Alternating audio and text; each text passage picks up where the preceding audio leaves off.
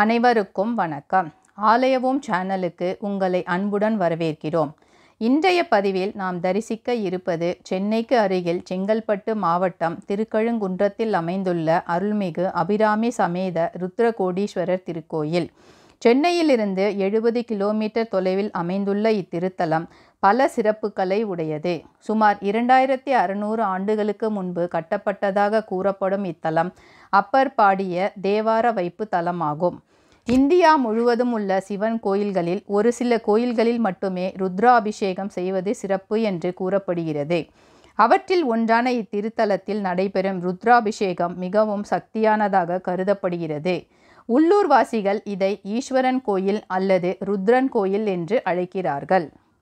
முதலில் ஆலய தல வரலாறு பற்றி பார்ப்போம். காஷ்யப மகரிஷியிடமிருந்து கோடி அசுரர்கள் தோன்றினர். அந்த அசுரர்கள் தேவர்களுக்கு தொடர்ந்து பல சித்திரவதைகளையும் துன்பங்களையும் தந்து கொண்டு இருந்தனர். இதனால் வேதனை அடைந்த தேவர்கள் சிவபெருமானிடம் சென்று முறையிட்டனர். சிவபெருமானும் அசுரர்களை அழிப்பதற்காக தனது உடலிலிருந்து 1 கோடி ருத்ரர்களை தோற்றுவித்து அவர்களிடம் அசுரர்கள் அனைவரையும் அழிக்க கட்டளையிட்டார். ருத்ரர்கள் அனைவரும் குறிப்பிடத்தக்க அம்சத்துடன் பயங்கரமான தோற்றத்துடன் காணப்பட்டனர். சிவபெருமானின் கட்டளைப்படி அவர்கள் போர்க்களம் சென்று அனைத்து அசுரர்களையும் மற்ற தீய சக்திகளையும் அழித்தனர்.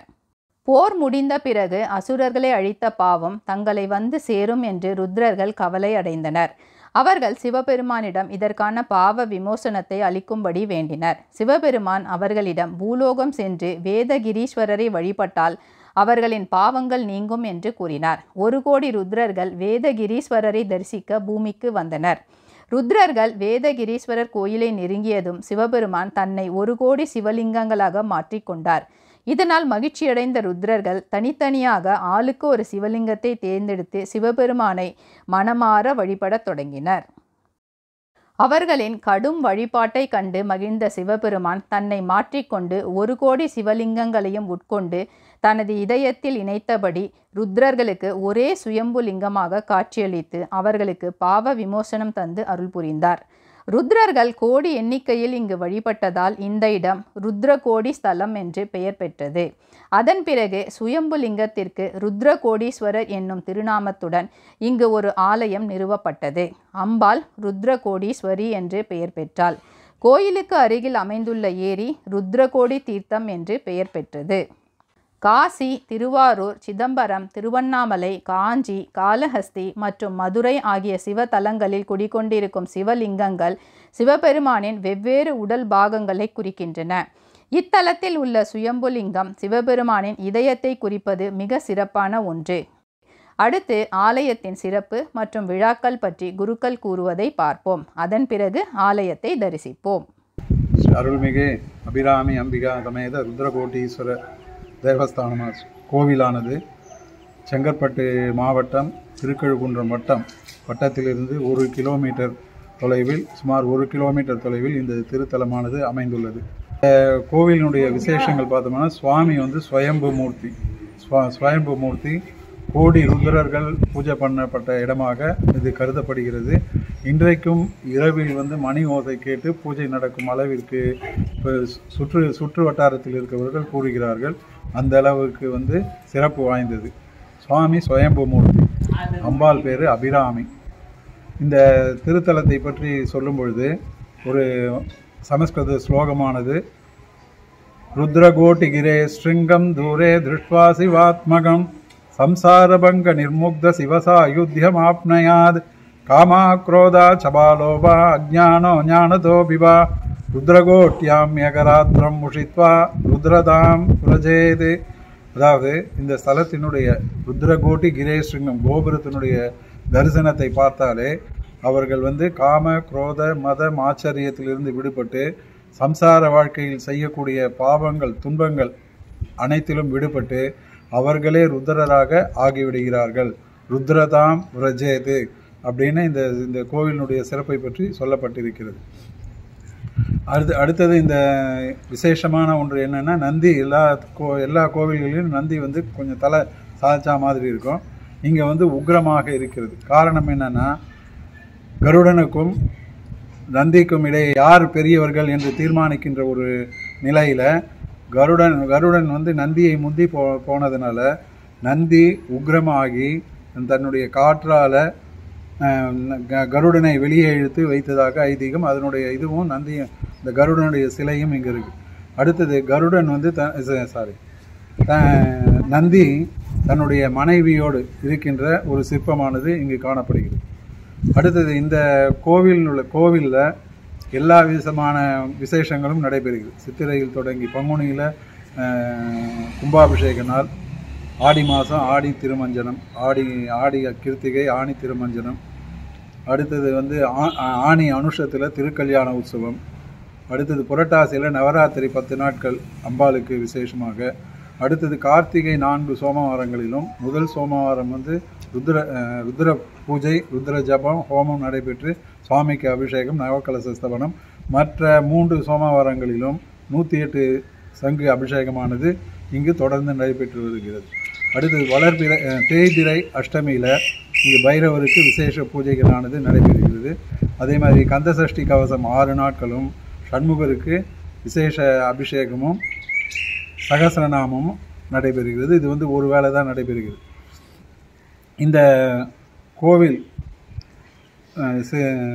கோவில் வந்து ஒரு கால பூஜை என்பதனால இங்கே வந்து காலையில் 9 மணிலேருந்து 11 மணி வரையிலேருந்து இந்த கோவில் திறந்து இருக்கும்.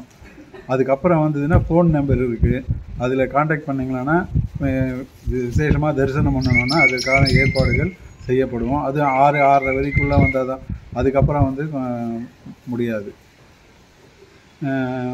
வேறு சிறப்பாக சொல்ல வேண்டும் என்றால் இதில் வந்து பக்கத்தில் இருக்க வட்டப்பாறை காளி அம்மன் பூஜை செய்ததாக சொல்லப்படுகிறது. இங்கே வந்து வருபவர்கள் குழந்தை இல்லாதவர்கள், திருமணம் ஆகாதவர்கள், திருமண தடை, அடுத்தது திருமணம் ஆகி கணவன் மனைவி பிரிந்த நிலை, அடுத்தது வியாபாரத்தில் தொய்வு, இவைகளெல்லாம் நீங்க பெறுவதற்காக இங்கே வந்து வழிபடுகிறார்கள். பெரும்பாலும் வந்து திருமணம் ஆகாதவர்கள் இங்கு 11 பிரதோஷ பூஜைகளில் கலந்து கொண்டால் விரைவில் திருமணமாகும் அப்படின்ற ஒரு நம்பிக்கை ஏற்படுகிறது. அதே மாதிரி திருக்கல்யாணத்தில் ஆனி மாதம் நடக்கின்ற அனுஷ நட்சத்திரம் திருக்கல்யாணத்தில் மாலை வாங்கி சார்த்தி பிரார்த்தனை செய்து கொண்டால் அவர்களுக்கு திருமணம் நடைபெறும், புத்திரபாகியம் கிடைக்கும் அப்படின்ற ஒரு நம்பிக்கை காணப்படுகிறது. அடுத்து ஆலயத்தை தரிசிப்போம். இத்திருக்கோயில் வேதகிரீஸ்வரர் கோயிலுக்கு கிழக்கே 1/2 கிலோமீட்டர் தொலைவில் அமைந்துள்ளது. ஆலய ராஜகோபுரம் கிழக்கு நோக்கி 5 நிலைகள் 7 கலசங்களுடன் அமைந்துள்ளது. கோயிலின் நுழைவாயில் சுவரில் நந்தி அவரது மனைவி சுயப்பிரபா தேவியுடன் சிற்ப வடிவில் காட்சியளிக்கிறார். ராஜகோபுரத்தை கடந்து சென்றதும் பலிபீடம் மற்றும் நந்தி அமைந்துள்ளன. நந்தியை அடுத்து அமைந்துள்ள பிரதான கருவறை மண்டபம் முன்பு இடதுபுறம் விநாயகர் சன்னதியும் வலதுபுறம் வள்ளி தெய்வானை சமேத சுப்பிரமணியர் சன்னதியும் உள்ளன.